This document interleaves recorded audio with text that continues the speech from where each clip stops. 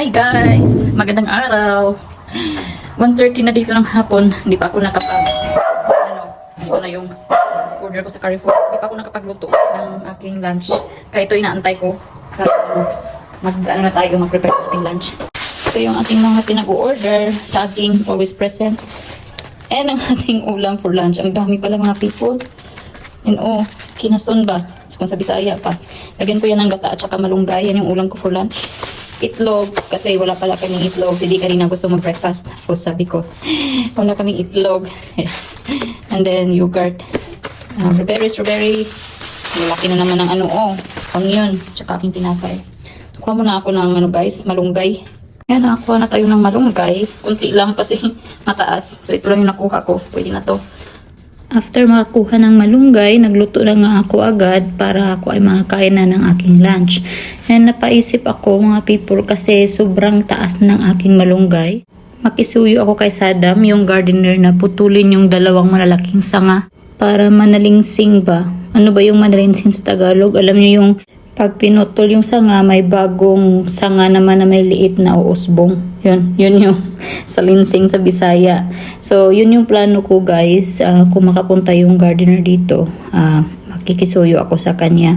Buti na lang ito yung in-order ko para pang ulam ko sa lunch mga people kasi ang bilis lang niya lutuin. Naalala ko pa long time ago, pag wala kaming pang-ulam, punta lang kami sa may dalampasigan, no? Tapos yan, kukuha kami ng mga ganito, clams, seashells, at saka iba pa para may pang-ulam kami sa gabi. Minsan may dala-dala pang saging, kamute, or bahaw, kasi masarap din to pag pag raw, yung kilaw ba. Nakakamiss yung mga panahon na yun kasi alam niyo yung ikaw, kapatid mo, mga pamangkin mo, lahat kayo may dalang pangkiskis. Sobrang saya at ang bilis lang namin makahakot ng clam since marami man kami. And yung kadalasang luto talaga din namin is yan, lagyan ng gata at saka malunggay. Grabe guys, ubos. Pinagpawisan pa ako kunti. Tingnan niyo Sarap. Ang sarap niya. Medyo medyo maalat. Hindi ko nga siya nilagyan ng asin kasi nung gumuka na siya, may mga tubig alat ata sa loob. Kaya yun. Pero masarap. Kaya ubos na ubos ko. Worth it ang aking lunch mga people kahit late. Sarap talaga. Hi guys. Pasensya na sa itsura natin. So finally, today, machi-check ko na rin yung bottle. Yung milk bottle warmer. Itong dalawa. Test natin kung gagana pa. Sana hindi katulad nung una na ang tagal. Unahin ko itong Chico na brand. Ito siya ito. Try natin mga people para may time pa na sa uli kung sakali man. Ang kapal naman ng guide. Ba't ibang lingwahe ata. So, check ko muna yung instruction mga people and then we'll see. Kailangan ko antayin si D mga people. Kasi kailangan ng adapter. Hindi ko alam kung meron pa kami. Yung isa lang i-try ko. Itong Chico. Next time na, pag nakikita ako ng adapter, ito yung i-check natin.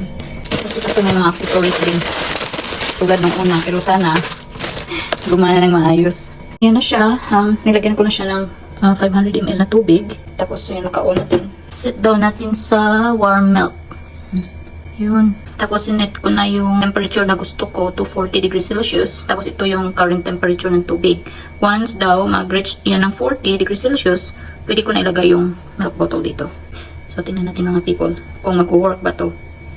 Ayan na guys, lumagpas pa ako ng 41. So pwede daw to ilagay. Tapos iset natin kung gaano kainit daw natin gusto ang lagay doon para mas mabilis daw is 50 daw. So, yan. Antayin lang natin din yan. Yan guys, same na sila. Check natin kung uminit ba. Oo, uminit nga. Buti pa to, uminit. Yung una talaga, hindi. So, goods lang mga people kasi uminit siya. Yung isa na lang ang kailangan kong i-check kasi nga wala kami adapter. Buti pa to siya mga people, gumagana. Compare nung isa. Yung una talaga, wala. As in, itong bilis lang uminit.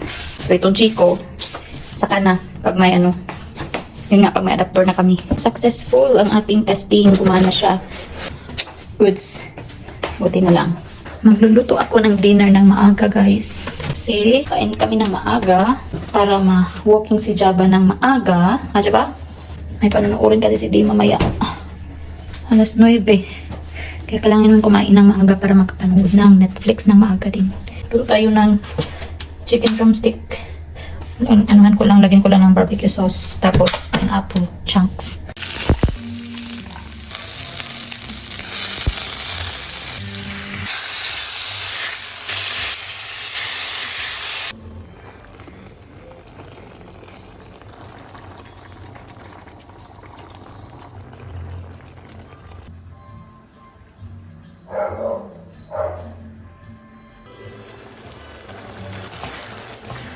And tada! Luto na ating ulam mga people. It's dinner time.